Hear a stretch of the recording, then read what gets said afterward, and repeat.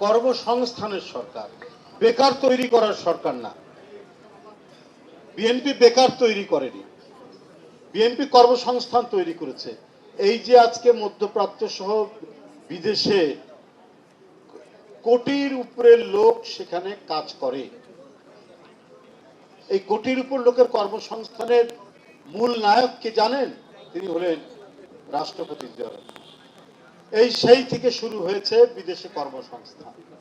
এরপরেও দেশের অভ্যন্তরে কি কৃষিতে, কি ছোট ছোট স্মল কটেজ ইন্ডাস্ট্রি, নানাভাবে এগুলোকে প্রণোদনা দিয়ে এদেরকে সহযোগিতা করে অসংখ্য উদ্যোক্তা তৈরি করেছে। আর সবচাইতে বড় অবদান যেটা বিএনপির যারা নেতা ছিলেন, শহীদ রাষ্ট্রপতি জিয়াউর রহমান এবং মরহুমা দেশনেত্রী বেগম খালেদা জিয়া, সেটা হলো এই যে গার্মেন্টস ফ্যাক্টরিতে প্রায় 50-এর উপরে, শতকরা 50 ভাগের উপরে মেয়েরা কাজ করে। এই মেয়েদের কর্মসংস্থান, মেয়েদের ক্ষমতায়ন সহ এত বড় একটা ইন্ডাস্ট্রি, বাংলাদেশের প্রধান বৈদেশিক মুদ্রা আয়ের একটি সেক্টর হলো এই গার্মেন্ট সেক্টর, তৈরি পোশাক শিল্প সেক্টর। এটার অবদান হচ্ছে জিয়াউর রহমান।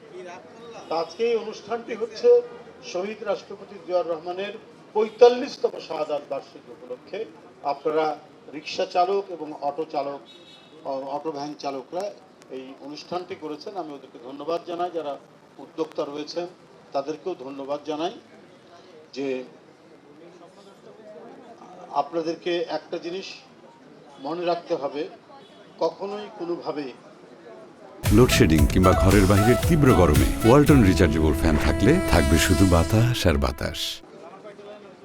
জনাব তারেক রহমানের নেতৃত্বে যে দেশ, এই দেশে কেউ বেকার থাকবে না আশা করি। যেটা সালাম ভাই বলেছে, নানাভাবে, নানা উদ্যোগে, নানা সেক্টরে কর্মের প্রসার ঘটবে। দেখুন, হকার উচ্ছেদে আগে আমরা দেখতাম হকার উচ্ছেদ, কিন্তু ও যে বাংলাদেশের একজন মানুষ, তার যে একটা পরিবার চলে ওই কি বলে হকিং করে, যে কাপড় চোপড় বিভিন্ন জিনিস আপনার ফেরি করে বিক্রি করে, এই ফেরিওয়ালারা কি খাবে, এটা কিন্তু পূর্ববর্তী সরকার চিন্তা করত না। কিন্তু এবারের সরকার, তারেক রহমানের সরকার বলেছে ওদের পুনর্বাসনের কথা। কোনো সরকার প্রধান রাষ্ট্রনায়ক এই প্রথম বললেন যদি তাদেরকে সরানো হয় তাহলে তাদেরকে পুনর্বাসন করা হবে। কারণ সেও তো দেশের নাগরিক। সে বেকার থাকলে তার সন্তান খাবে কি, তার স্ত্রী পুত্র কন্যা খাবে কি?